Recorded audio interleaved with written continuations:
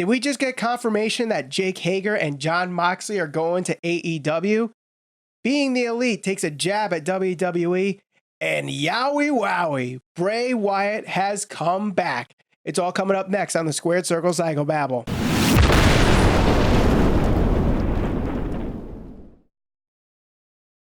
Hello and welcome to the Squared Circle Psychobabble. My name is Michael Valenti. This is Ralph Valenti. Don't forget to subscribe and hit that bell for notifications as we're trying to hit 5,000 YouTube subscribers before All Elite Wrestling, Double or Nothing. And last time I checked on the subscriber count, what are we at? 4,250?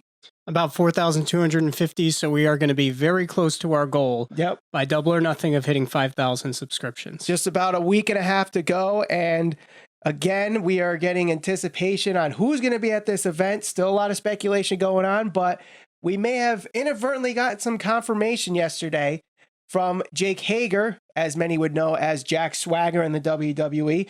Did an interview with Ariel Helwani on ESPN yesterday after his big win on Bellator, where he had a phoner, which I'm not exactly sure what a phoner is, but he had a phoner and he was rock hard with emotion. Yeah, he certainly had an interesting take on his post-fight interview. Yes, so they touched a little bit on that, but the thing that I want to talk about in this interview was that Ariel Helwani did ask him, is he going to be in AEW? And without saying it, he basically said that he does not want to take the spotlight from Jon Moxley's debut. Didn't say it word for word, but basically was hinting at that. And then also he did mention that he's going to have 1 or 2 wrestling shows in the summer, but wants to focus full time in mixed martial arts. So did he, no pun intended, tip his hand in saying who that lucky 21 Joker is in the Casino Battle Royal next Saturday? So I'm not so sure we're going to actually see him at him being Double or Nothing. Hager. Yeah. I don't know if we're going to see him. I'd be more hopeful, and I'd suspect that we'd actually see Moxley more so than we'd actually see Hager make an appearance. Mm-hmm. I know that Hager did kind of say that, he's had some communication with the higher-ups at All Elite Wrestling, and that, he's trying to work things out. There has not been an offer made to this point, but he's at least interested. And I think that's encouraging. He's one of those guys that I feel like could go to a company like All Elite Wrestling and really go there and not really have the chains or the restrictions that WWE will typically have on certain types of wrestlers. And as long as he's free to really be himself, if he can kind of portray the character that he was able to more or less portray in that interview with Ariel Helwani, be himself and be that natural heel, I think he could have a really good run in All Elite Wrestling, whether it's part-time or full-time. So hopefully we see him there at some point. I think either way, he's got to get better on his promos. Well, if it's any indication based on his post-fight interview, then yeah, he would certainly have to do some improvement. But if you go back and watch the interview, he was very natural. He was coming across very charismatic, almost in a very heelish type of way. And that's something that I don't really remember him being known for in the WWE. Definitely not his talking. I mean, his run, I guess, with Zeb Coulter was probably the most over with the We the People and all that type of stuff. But just from strictly promos and charisma, he seemed much more natural in this interview with Ariel Helwani. And I think that as long as he uses that persona, he allows that character to really come out, whether it's in AEW or if he decides to do it on a smaller level, I don't know, maybe MLW somewhere else.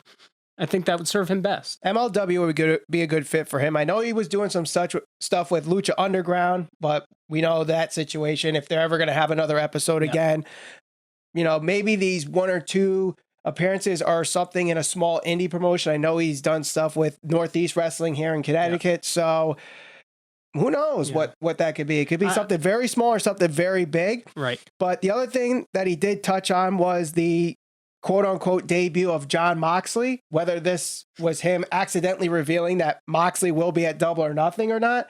We do know that Jon Moxley, aka Dean Ambrose, will be in a movie coming up. He's filming a movie called Cage Fighter. It's basically about a guy who is a mixed martial artist, loses to a guy who had his first match in professional wrestling, and he's trying to come back from that match. It's whoever the opponent was of Jake Hager real life story without even realizing it. Yeah. So, so it looks like he's going to be out for a while wrestling wise, but then once he's done filming, he'll do the professional wrestling stuff. So do we see either Hager or Moxley at Double or Nothing?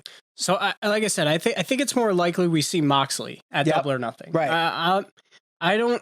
I think at some point it's likely we see Hager as well at somewhere down the road.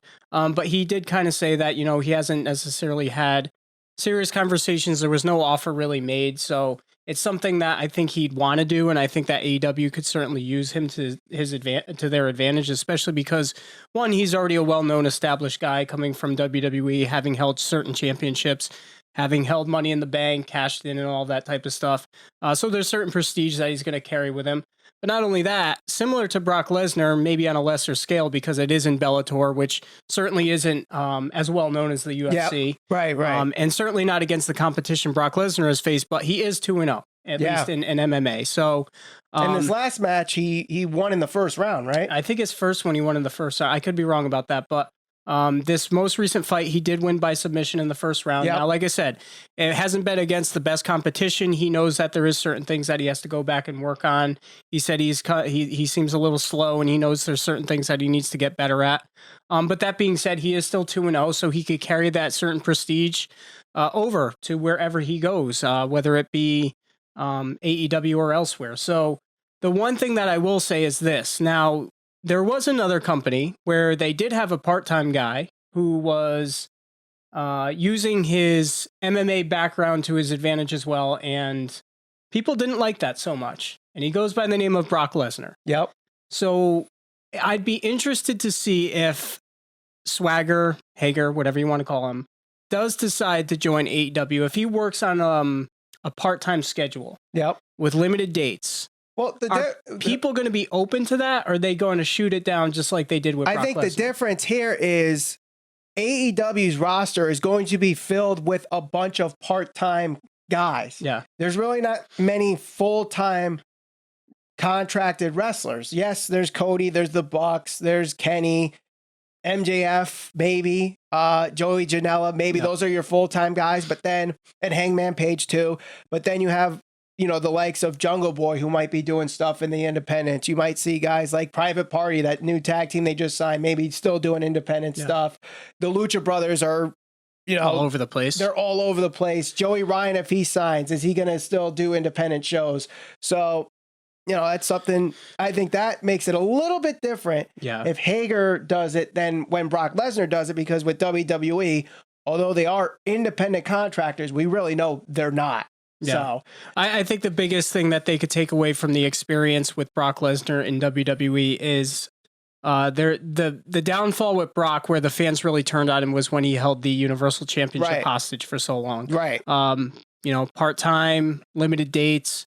If they're going to have Hager come into AEW, I think people will be fine with him working the limited dates so long as he's not the champion. Right. You can't have that person be the focal point of your company. And I think that's really where the fans started to resent Brock Lesnar, because he was never there. He was the champion for X amount of days, and he only defended it X amount of times. So, but anytime he was there, the ratings went up.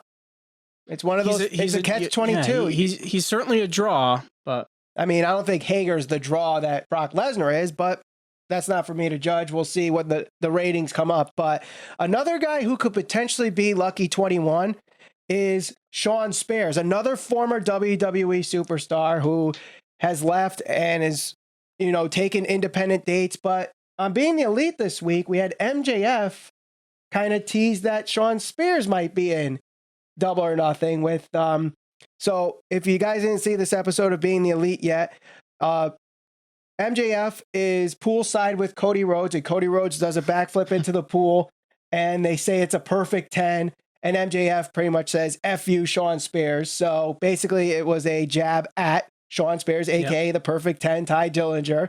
So do they start this storyline where MJF thinks he's going to win the Battle Royal, and then all of a sudden 21 comes out and it's Shawn Spears? They certainly could be kind of hinting at something like that. Like I said, and this has been going on for quite some time now. Whenever you hear that somebody's requesting their release or somebody gets released from WWE or elsewhere, It's always it's just natural for people to kind of jump right to conclusion that they're going to go to AEW. But for the most part, usually when they mention somebody on being the elite or they tease something, they tend to deliver on it. Yes. So that being said, I wouldn't be necessarily surprised if he did make an appearance. Right. I agree. I mean, a lot of people have been saying that. I mean, Cody and Shawn Spears do have a relationship. Yeah. They're really good friends. Shawn Spears is doing independent stuff, so maybe he is in fact, Lucky 21. I think that is the most realistic 21 of the three if it were to be Hager, Moxley, or Shawn Spears. Moxley would probably be my second most likely, and then Hager I don't think is going to be Lucky 21 in my opinion. But I did want to talk about how being the elite started this week. So the Young Bucks are talking to Peter Avalon, who is one of the two librarians, and Avalon approaches the Bucks and he says that I don't like how there's two librarians. I don't like the creative direction. I'm asking for my release. Obviously a jab at the Revival and Sasha Banks and Luke Harper and Tyler Breeze and everybody that's asking for their release due to their creative direction in WWE. And the Bucks say, you know what we're going to do? We're going to pay you. Mm-hmm. Just stay home. We're going to pay you. Just stay home. Stay home for Christmas. Stay home for Christmas. New Year's Day, Thanksgiving, spend time with your family. We're going to pay you to do nothing. And, on top of that, we're going to extend your contract. So basically they flipped it. Instead of it being a punishment, they said, all right, you're asking for your release. Well, we're going to reward you with, having a life. You don't have to be on TV. You don't have to do the tragic road life that everybody hates in WWE where you're spending 300 and whatever days a year. So I really like that. And what do you think? It looks like both AEW and WWE are having a little bit of fun here. Trading jabs back and forth. And this, like I said, this goes back to the Hall of Fame when Triple H took some subtle shots at AEW, calling it the Piss Ant Company, poking fun at Billy Gunn. Obviously Cody Rhodes with his epic promo that everyone kind of saw several weeks back, him kind of pushing back on Triple H, saying certain things. And I think we're going to see these types of little things going back and forth for some time now. So another thing I noticed was on Twitter today, Cody Rhodes, I think he uploaded a photo with the belt. It actually said Attitude Killer, which is something that he also mentioned in that promo. He said he was not going to kill his brother or end the career of his brother. He said something along the lines of he's going to kill the Attitude Era. Right. Which obviously is a huge shot taken at the WWE because, like he points out in that promo, the Attitude Era to most people is considered probably the best era in professional wrestling. Now, depending on when you grew up and what you consider good wrestling or entertainment, some people are going to have a difference of opinion, but I would think that a good majority of fans would say that Attitude Era was at least the most entertaining. And that's the thing, or that's the era that everybody's always compared to. And that's what Cody Rhodes takes exception with. So, he's taking shots at The Rock, Triple H. Obviously, we see the Young Bucks and the Elite doing this now and being the Elite. So I think this is going to go on for some time. I did think this was funny. I thought it was witty, and I thought that it was well done. And it's probably just one of those things that I can just envision, like Vince just flipping out about in his office. But. Well, it's funny you bring up Vince because right before we started recording, I saw an article from WrestlingNews.co, and they brought up this podcast from Wade Keller of Pro Wrestling Torch last night. He was doing his post-Raw podcast review, and he was taking callers, and there was a caller on there that was saying that he has close friends with 3 of the WWE writers. And basically, the writers have some really amazing stuff, but Vince is killing everything that they're giving him, and he's controlling everything, as a lot of people are been saying for a while now, that Vince is just taking control of everything. He's rewriting everything last minute, whatnot. And part of this caller's points was that he is using Sami Zayn to talk to the audience. So Sami Zayn's promos are essentially Vince talking through Sami Zayn to the audience. Yeah. Makes a lot of sense. Now, if that is true, or if this was just a fan that was trying to connect the dots and just tried to preface it by saying he has 3 friends that are writers. So the other thing he also said that Bray Wyatt, the whole Firefly Funhouse was Bray Wyatt's idea. And if that is true, it just goes to show you how much you could do if you have creative freedom. And Bray Wyatt is absolutely killing it with the Firefly Funhouse and an amazing payoff. Amazing payoff here with the whole, you know, whatever. I don't know if it's Clown from Spawn, a member of Slipknot, the Joker, Beetlejuice. I don't know exactly what they're going with, a combination of everything. But that mask is creepy as hell. Yep. Absolutely creepy. Well, not only is it creepy, but it's also probably the most compelling thing that Bray Wyatt has done in literally years. You know, whether it's been bad booking or just, you know, he'd be able to cut a good promo and he'd lose the next week, and just kind of some of the feuds that he's been in, always coming up on the short end of the stick. This really could be the opportunity for them to go all in on him. No pun intended, obviously, but this is like a rebirth. It's a fresh start. I was hoping that they would do something like this with the character, and it wasn't just going to be what it was at face value, having him be this like weird type of almost like kids show host. Kind of like, you know, what they did with Diamond Dallas Page back in the day, where he was like the motivational speaker. Yeah. And it didn't really it didn't go anywhere.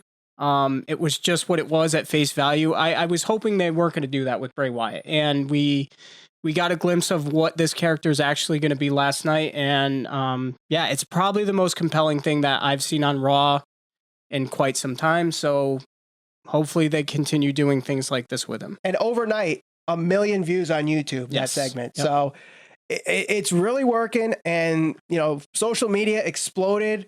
I posted a picture of the mask on our Twitter page at SEPB Podcast, and it was easily one of our most interactive tweets that we've done on our Twitter page, where people were retweeting it, people were liking it and replying to it. So thank you to anybody that did that. Yeah. You know, such a creepy mask. Like, I would not be surprised if people had nightmares. The only thing creepier on Monday Night Raw is the booking and the writing. And I don't know if that's Vince or the writers, but my God, I mean, again, and I know this is a pre-tape show, and I don't want to go on another rant about how bad Monday Night Raw was, but rant. But how on earth can we just continue to go week after week after week and say, oh, it'll just get better. It'll get better. There'll be change. What change? Ricochet's there. He's in the Money in the Bank ladder match. Yeah, but I mean, you have Kairi Sane and Asuka as the Kabuki Warriors on SmackDown. You have Finn Balor's the Intercontinental Champion. Andrade's in the Money in the Bank ladder match. They have probably the most talented roster they've ever had, ever. Mm-hmm. The problem is there's no substance, and the storylines are not entertaining. And I understand that you can have good professional wrestling and guys go out there and have a good match. But if there's no emotional investment by your fans, nobody gives a shit. That's it. That's it. That is the biggest problem with WWE right now, is they're sending guys out there and they're having matches and there's no emotional investment by the fans. That's why people are shutting their TV off. That's why people in the crowd don't care. Do you think Bray Wyatt's the savior of that? I think Bray Wyatt it's at least compelling. And here's the thing. He hasn't even wrestled. No. He hasn't wrestled one match. It's all been short video packages, but at least it sparks some type of emotion, whether it's fear, whether it's, you know, somebody being happy that they're actually giving him an opportunity to do something different and outside the box.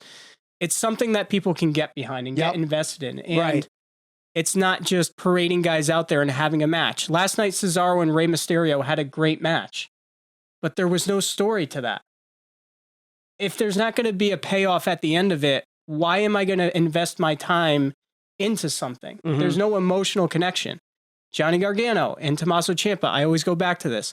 When he comes back, if they decide to have that match down the road, I will be invested in that, because there's already a storyline built into that, and you'll have the comeback story with Ciampa. Gargano was never able to defeat him. Whatever they decide to do with that, at least I'll be into that.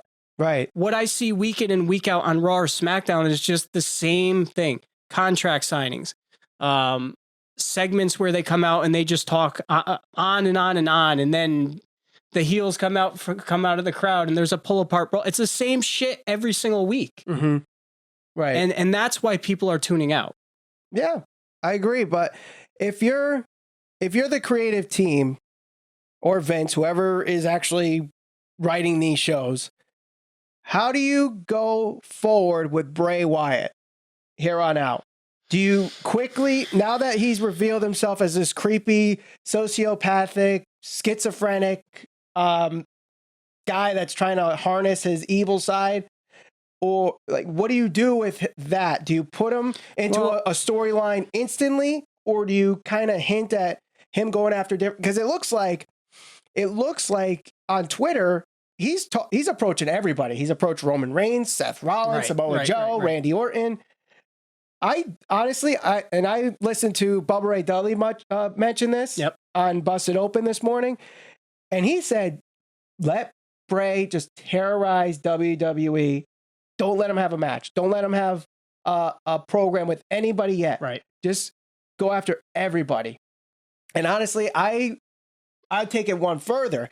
I see him in backstage, being nice to everybody. The sweater wearing, wowie zowie, whatever he says, being nice guy in front of their face.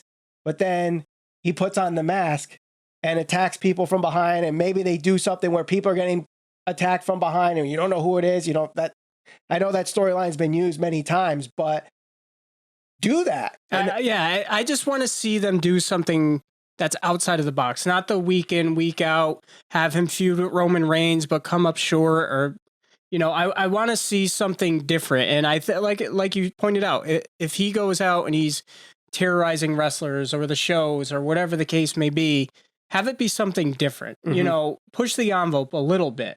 That's what they're going to have to do with him to establish his character. Right. If he's supposed to be like this menacing figure, maybe he doesn't have wrestling matches. Maybe it's just a lot of skits or whatever, moments leading up into a big match of some sort. Right. That will get him over more so than maybe a win over a top guy. Right. This is a situation where WWE can redeem themselves for failing the Finn Balor demon.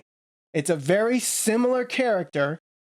Bray is a little bit crazier and creepier than Finn and the demon, but same concept. Balor's normal, and then all of a sudden he brings out the demon. He's a totally different person. You could do the same thing here. Bray unmask, Bray mask. So I'm very interested to see where WWE takes this. I hope they don't drop the ball with this.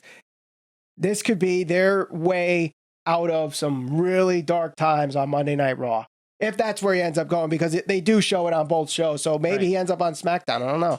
But let us know what you think of Firefly Funhouse and Bray Wyatt. Who's going to be lucky 21 in All Elite Wrestling, Double or Nothing, Casino Battle Royale. And don't forget to like this video, share it all over social media. We're on Facebook, Instagram, and Twitter at SCPB Podcast. Subscribe and hit that bell for notifications as we're trying to hit 5,000 YouTube subscribers before All Elite Wrestling, Double or Nothing. In our next episode, we make our Money in the Bank predictions. For Ralph Valenti, my name is Michael Valenti, and thank you for watching the Squared Circle Psychobabble.